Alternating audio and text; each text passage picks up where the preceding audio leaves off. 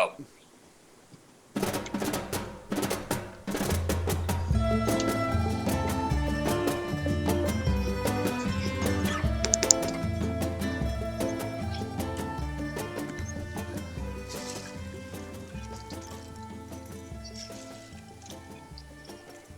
Welcome back to the Stogie Geeks show. This segment is sponsored by Mr. J's Havana Smoke Shop, home of where you can get RoMa Craft cigars, RoMa Craft Tobac cigars. The company of our next guest, joining us from the LA Freeway, if I'm not mistaken, is Skip Martin, the co-owner of RoMa Craft Tobac. Skip, Will Cooper in North Carolina, Mark Jr. in Rhode Island. How are you doing tonight? I'm good, man. No keeping problem. my heart rate low. No stress. We shared off air that if I was stuck in that traffic right now, I'd be losing my mind. But Yeah, I mean, I moved down from New York a few years ago, and I could tell you straight out that Charlotte traffic is a walk in the sand, and people complain about it down here. And try dealing with New York and New Jersey. Try dealing with the George Washington Bridge, and then tell me about traffic. That's what I'll say. Well, yeah, I mean, I think there's tons of people here too, but it's compounded by the fact that the road system is a complete and total abortion. So, yeah, LA's not known for the smooth driving. well, half the conversations here is, you take the 101 to the 243, and then you go across, Rampart, and you go up to 405 till you get to this to that. That's how they talk to each other. Excellent. Well, only in LA.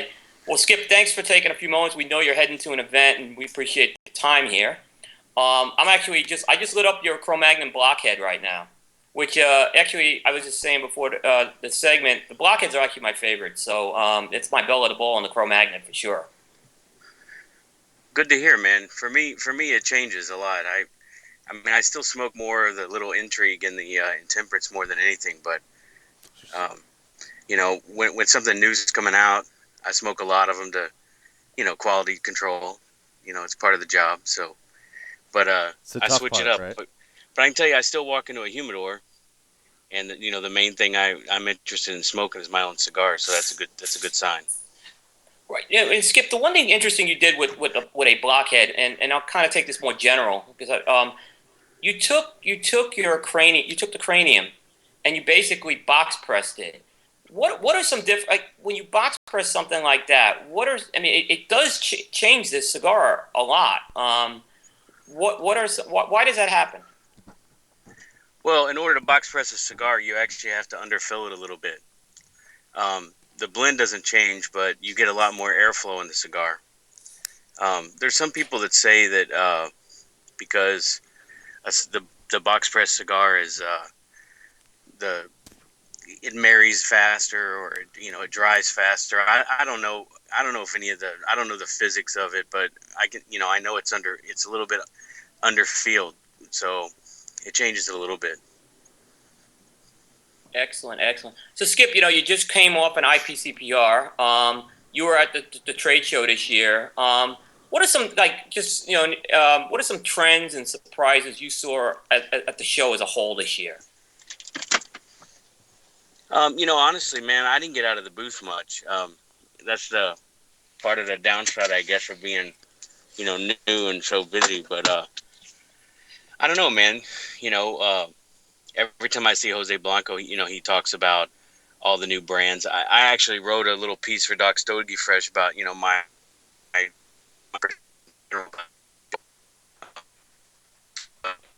detail. But I think overall, for as many challenges we have, kind of in front of us, which is always a good sign for any business, that there's still a lot of, energy and passion enough for people to still, open up shops and start new brands and even new factories. So. No, excellent. And, speaking of passion, and this kind of hit the news earlier in the week, and I did see you had a comment about this, so I want to ask you. We lost Kiki Berger this week, and obviously you had a connection with him, and you wrote some really kind things. What was your relationship with Kiki? I don't know how close it was or anything, but tell me a little about that and what Kiki meant to the industry, because this obviously has been touching a lot of people in the industry this week. Yeah, I mean, there's people a lot closer to Kiki than I was. People lived in Miami or working with him. Um, I kind of knew the post kidney transplant Kiki is a lot more mellowed out, a little more easygoing, little bit less active in the business. He is probably even a little bit after the kind of Burr and Argenti stuff, um, kind of started. So, um, but anybody, especially somebody who's new to Esteli, one of the first people that reaches out to you to welcome you and make you feel like you're part of something bigger than yourself. It was always Kiki. I mean, in that I was no exception for that. Um, he invited me out to we looked at tobacco with him. We went to his farm. He had moved his factory actually out to his farm, and he was building a house out there. And many nights, we kind of hung out at the coffee shop in town there, the cafe. Just talking about the history of the business. And Kiki's main thing with me was we had a lot of conversations about how to treat employees, taking care of people. And as much as he came across a little cynical, he came across like, hey, be real careful. These people take advantage of you. And I know over the years, a lot of people took advantage of Kiki. But, underneath all that, underneath the surface of that was, a guy who was probably one of the most generous, not only to other people in the business, but to everybody that ever worked for him. There's a tradition or not a tradition, it's just a process in Esteli where when someone passes away, one of these cars with a huge speakers drives through the streets and, talks about, hey, this guy passed away and, this is going to be a service. Because he was Jewish, his service was the next day after he passed away. And, I'm sure people lined up, to talk about, all the things he had done for them and the impact he had on their lives. And, I think at the end of the day, that's it's about as good as you can ask for, right? Is that people, after you're gone, the legacy you leave behind is something to be proud of. Exactly. No, I agree. I mean, I was only in Cuban Crafters once, and I did not see Kiki there, but you could see, I guess after I was there and talking to people, his footprint was all over that store. It's very clear. Yeah, he told me his story about how he got started in the tennis shoe business, actually, of all things, and how he got into the tobacco business, and how it was in the early days, and how it was coming to Esteli and doing what he did there. Um, he was just an interesting dude, and there's a lot of guys like him uh, um, in the business where if you're going to get to know him, you better get to know him fast because we're not getting any younger. Yeah, very true. Very true. And there's a lot of changes that have been going on in the industry as of late. And I want to kind of get your thoughts on more. You don't have to comment specifically on the companies if you don't want to, but obviously there were two big acquisitions that hit the industry, even though there were two boutiques, and that's the Tarano and Leccia acquisitions of the brands by General. And I want to just kind of get your thoughts, how you're reading this as a whole, and what do you think we can see going forward? Well, I think there's I don't know if this particular activity purports anything much greater for the business as a whole, other than the fact that Scandinavia has a lot of money. They have a large.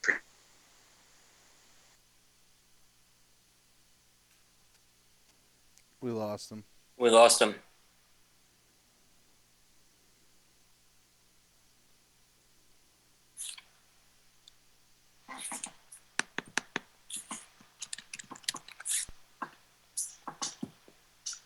I think he dropped for a second. But yeah, it was those were two big moves, Mark, in terms of the what happened in terms of those, and I think we're starting to see a change in the landscape right now. Without a doubt. Yeah. Yeah, I mean, I think they and I happened for can't. two I have different to admit, I'm reasons. not very surprised by it either. No, no. like Tarano, obviously General acquired the brands. Lecce was a little different. They acquired the brands and they acquired Sam. So, really, so he'll be coming on and maintain control of his Sorry brand? about that. I'm not That's sure okay. where I dropped off, but no, I was just saying. It's surprising to me they did it before the FA. Again, damn it.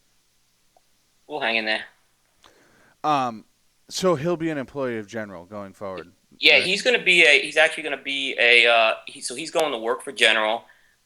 He's gonna be working under the Foundry brand, and so he's gonna be playing a key role. I think. I think they brought him. I think from what I heard is they're bringing the brands in, but it sounds like they're gonna take the Lecce name off of them and rebrand them under the Foundry brand. But they brought Sam in, and I think it kind of gives them a personality.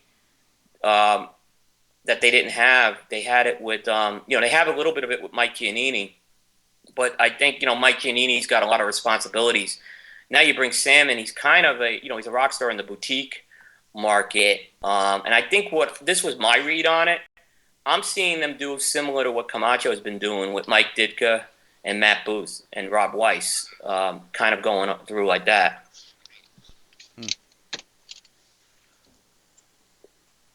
But it Yeah, I'm should back, be it. guys. That's okay. It's that damn L.A. It's L.A. It's L.A.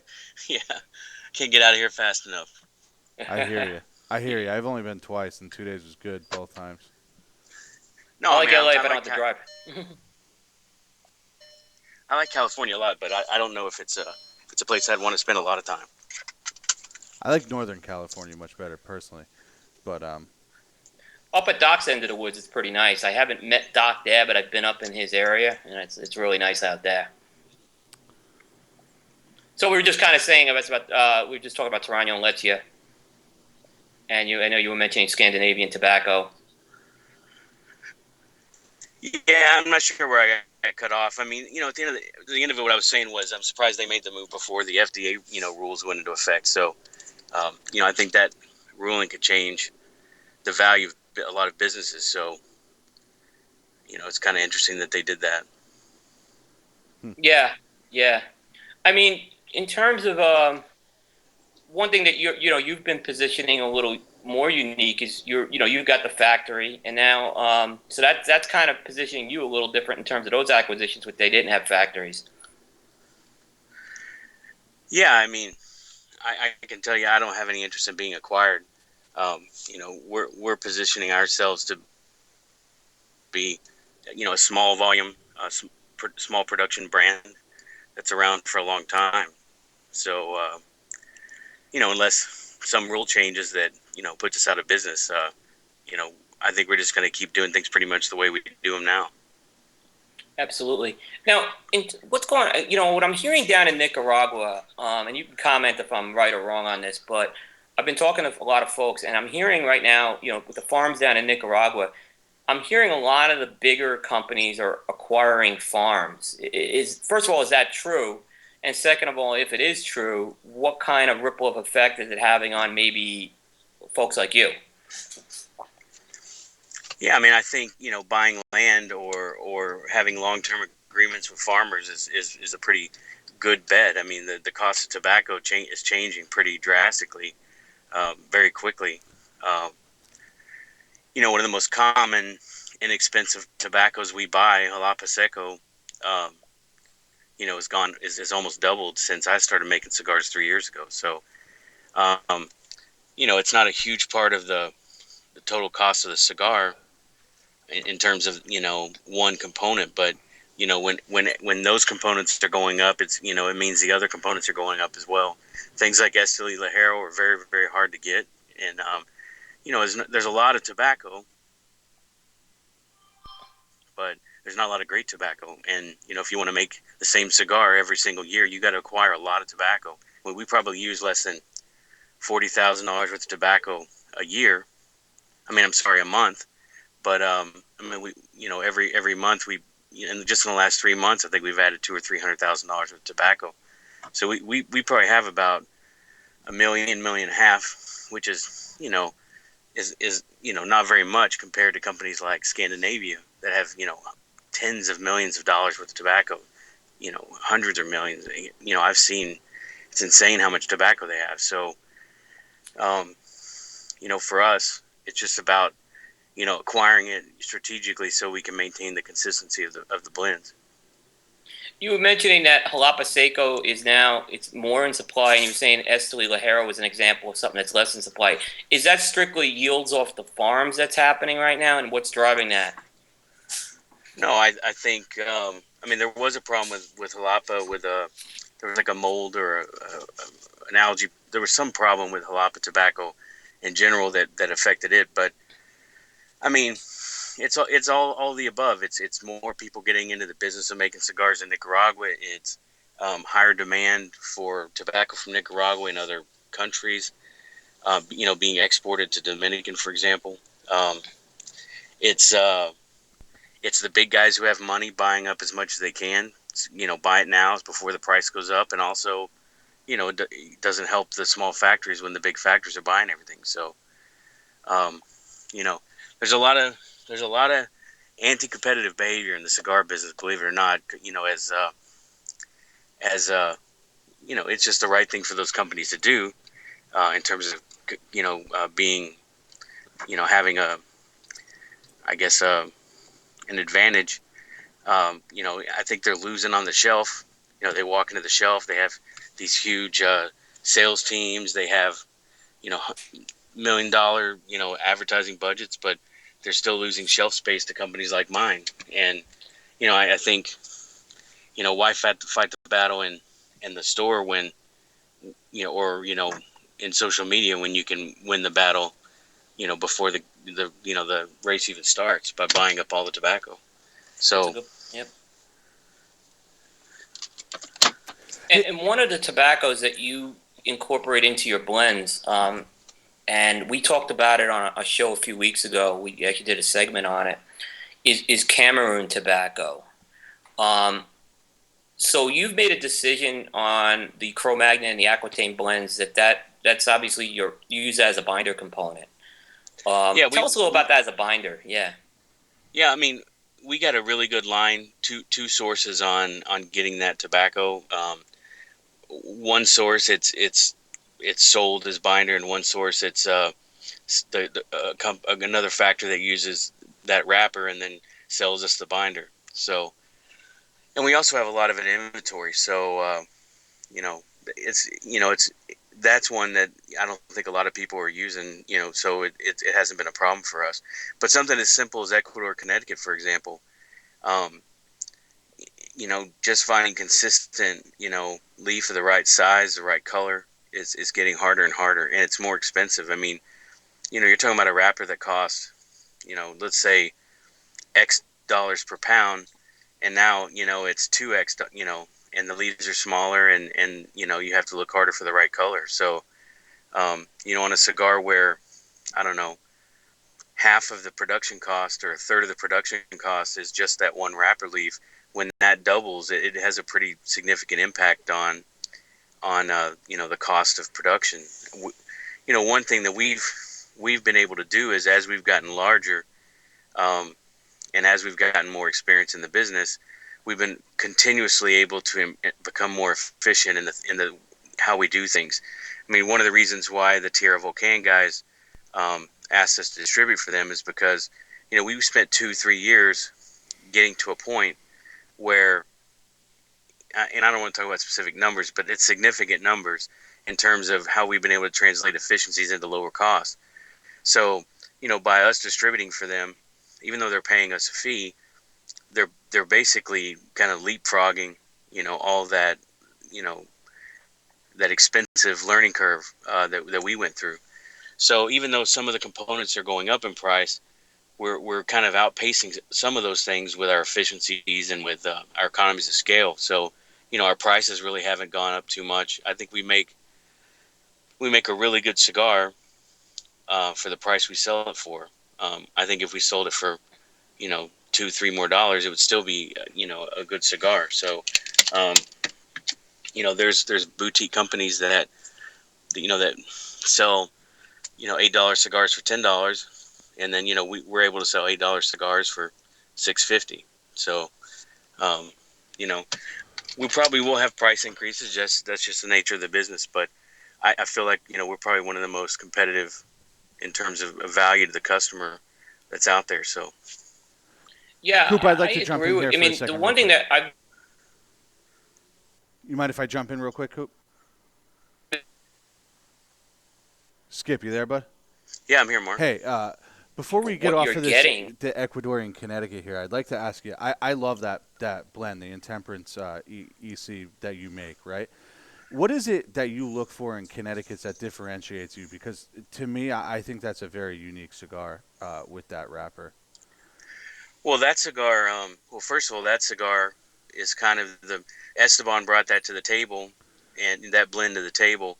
When we were coming out with the Intemperance line, we knew we wanted to do Ecuador, Connecticut. So Esteban brought that blend to the table. We tried a couple of other things, but couldn't get anything that we thought was as good. I mean, when we first smoked, I mean, it's a blend he's been working on for a long, long time. So it's well thought out, that blend. And then second, the main thing we look for it in all of our cigars is the texture in the leaf, and keeping just because someone grades tobacco as Viso or grades it as Lajero doesn't necessarily mean it's the same as the Viso or Lajero you bought in the past. So we're very, very thorough when it comes to selecting out the tobacco. That's why I spend so much time in Nicaragua, because Esteban and I go and look at tobacco almost on a steady basis. There's always some component or another that's available, and the main thing we look at, with hundreds and hundreds of packs of tobacco, we're looking for texture. So when you have consistent texture, you have the consistency in the oils and the flavors that are in the tobacco, and you have a consistent blend, and has a lot of flavor for a cigar that has low nicotine. So I love that cigar, personally. Yeah, me too. You mentioned a good point. Because I hear a lot of people sometimes. It sounds like you do try to really maintain the color of the wrapper, but from what you're saying, and I've heard a few other people, the texture is the more important factor, and it's when that texture changes. well, when I talk about texture, I'm talking about filler primarily. I mean, Ecuador, Connecticut is not fermented per se in a polone. When it comes out of the curing barn, that's pretty much the color it's going to be. That's pretty much the color you're going to get. So that's why there's so much variety in the color of Ecuador, Connecticut. Um, for example, with our wrapper for Cro-Magnon and Aquitaine, it has to spend so much time in the pilon. Obviously, we look for very thick leaves with a lot of texture, because a year, 16 months from now, it's going to be a lot thinner. So, we do look at texture in all the tobacco, but primarily in the filler. Interesting. Interesting. Very, very interesting there. Um, kind of on the theme of tobacco, you use for, I know you use on the Intemperance, you use Brazilian Arapuaca, which I find is an interesting wrapper, because personally, I think that's one of cigars are very hit or miss with that, and you've obviously had a good hit with that. And the other wrapper out there is Matafina, which a lot of people use. What are some of the characteristics of the difference of those two Brazilian wrappers, and why did you skew towards the Arapuaca? Well, we use both. We actually use the Matafina in for the cigar we make for Blue Havana in Chicago, the Ouroboros, um, which is a very, very good cigar as well. Um, I mean, they're two completely different. Mata Norte is more popular, I think. Matafina is very popular. Um, it's kind of hard for me to describe flavor profiles. I mean, it is what it is. It's like, how do you describe what a peanut tastes like versus a cashew, right? I mean, you may have different descriptors than me, but I know what a cashew tastes like, and I know what a peanut tastes like. And so, to me, um, I have in my mind very, very good library over the last 3-4 years, and reference points from before that.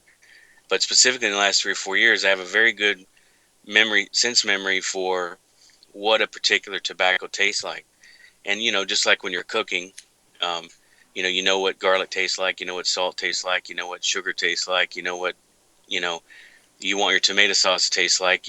When you're missing something, it's kind of hard to describe, but you need a pinch more of this or a pinch more of that. That's kind of the way, I blend the same way that I cook, which is, kind of starting off with good materials and, just going by memory. When people say that first of all, I mean, I've said this before, blending is not an event. When someone says, "Hey, I went down to Nicaragua for 3 days and I blended a cigar," that's bullshit. Blending is a process. It happens every single day.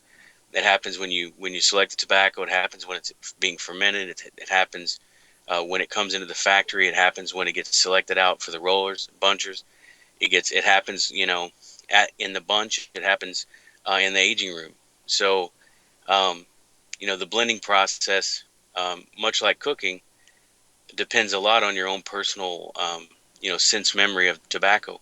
Esteban, manages tobacco a lot more by smell and touch and sight.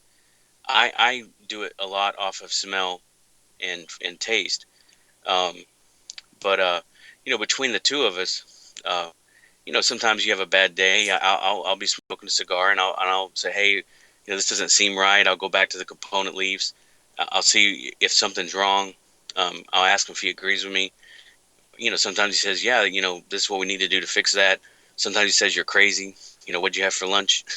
So, um, you know, it's part art and it's part science. It's very hard to describe. It's not easy to do. I think a lot of people give themselves the name master blender, which I think is kind of a bullshit thing.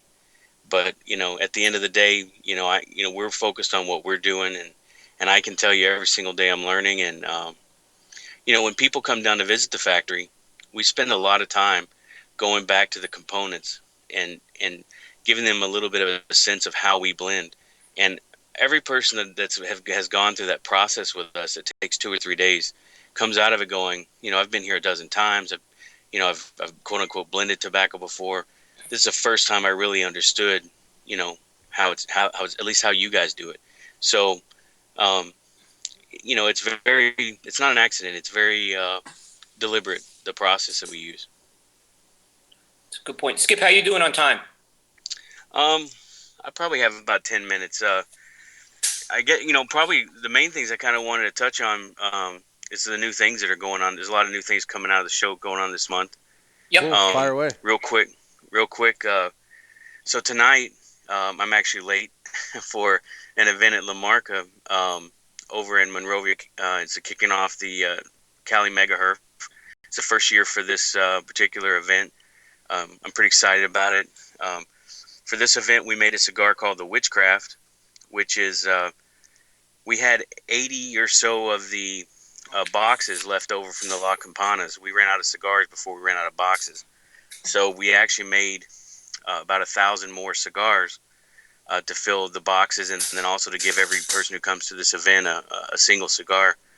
But it's basically an inside-out La Campana. The broadleaf is on the outside, and the Habano is on the binder. And, I'm not sure exactly why, but it's a lot stronger than the La Campana was. And, it's less nuanced, and it's a lot more nicotine. But it's a great cigar.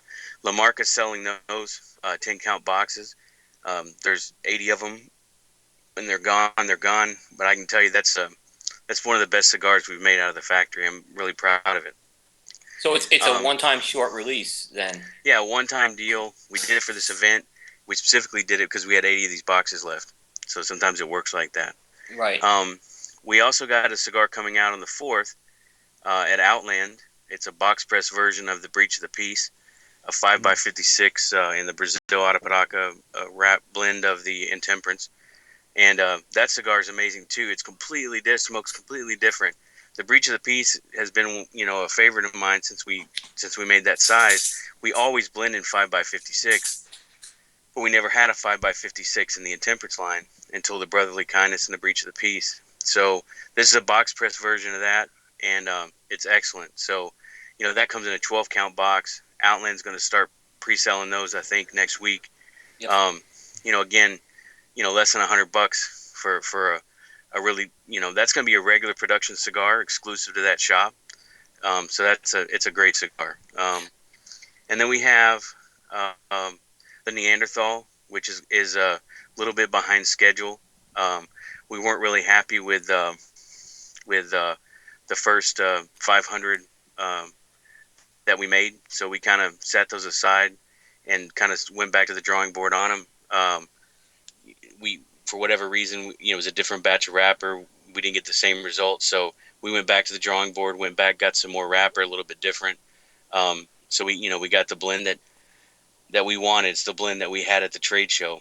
The cigars were made about 6 months ago, so they're going to take a little longer to dry than our normal cigars, probably 5-6 months. So even though they're scheduled to come out in November, those may not come out till later than that. So, but that's an amazing cigar.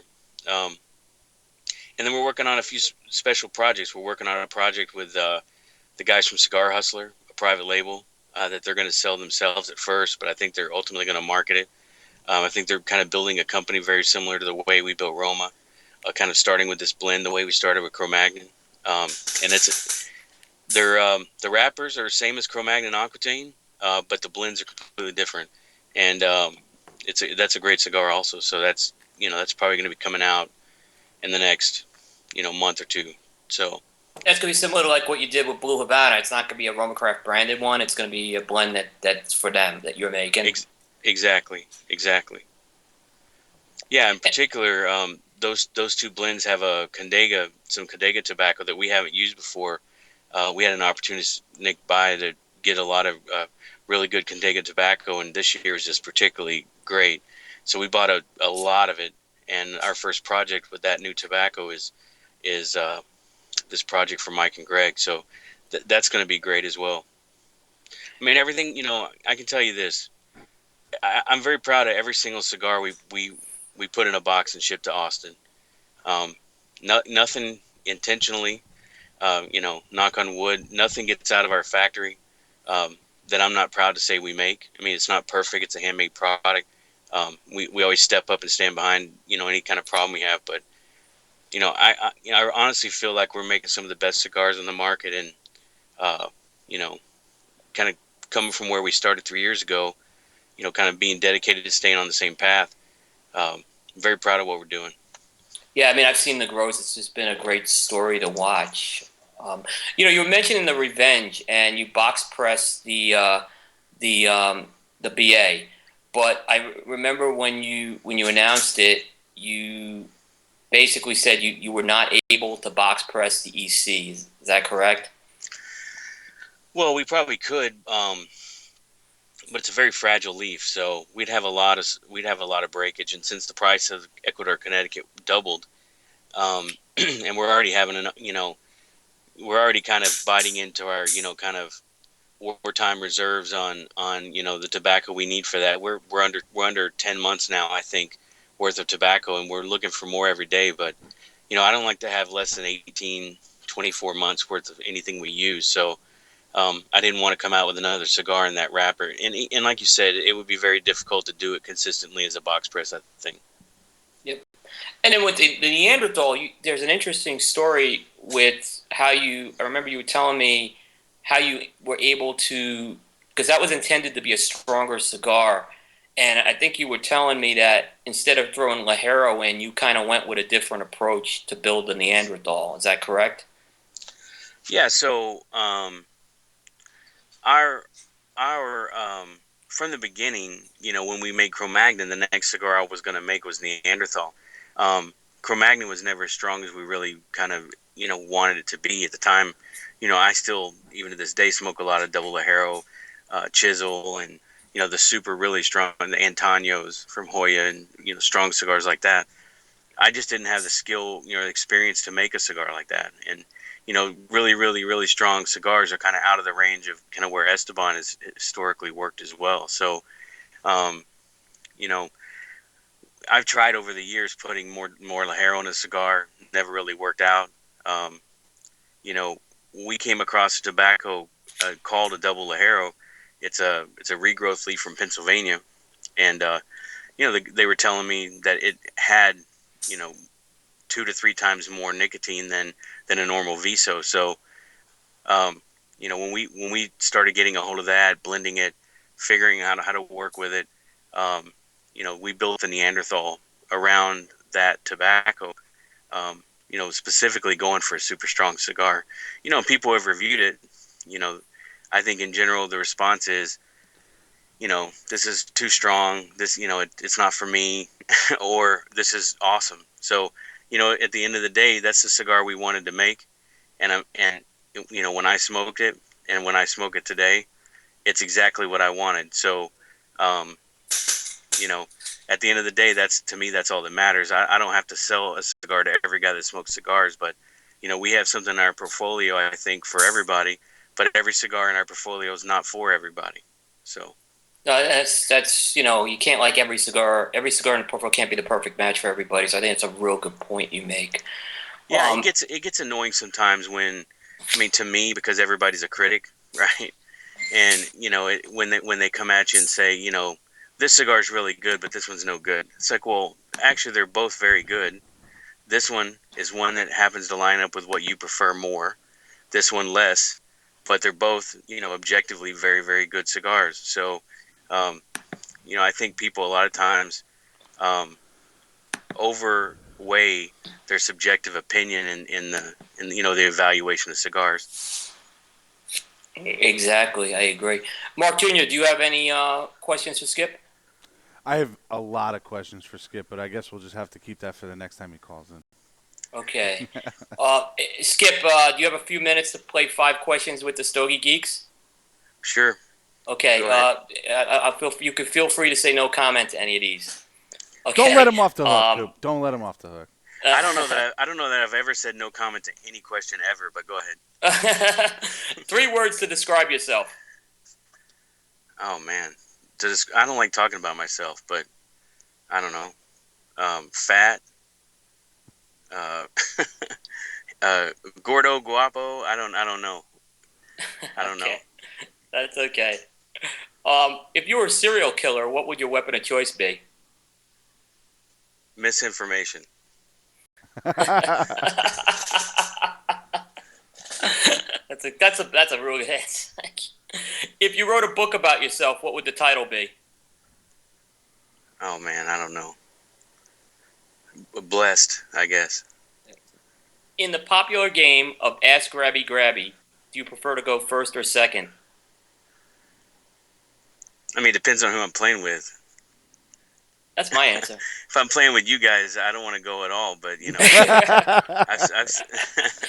there's a few ladies out there I'd like to go first and second, I think.